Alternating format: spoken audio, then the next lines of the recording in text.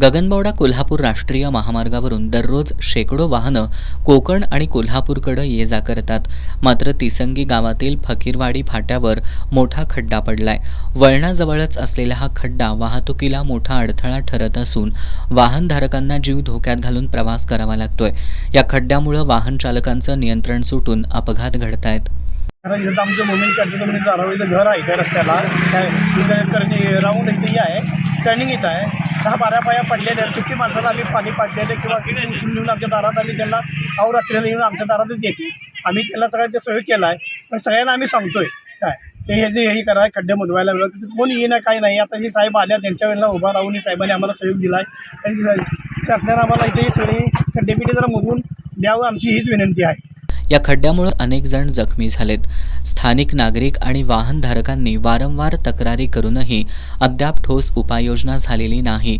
मोठी दुर्घटना घडण्यापूर्वी महामार्ग विभागानं तातडीनं दखल घेऊन हा खड्डा बुजवावा अशी मागणी होतीये.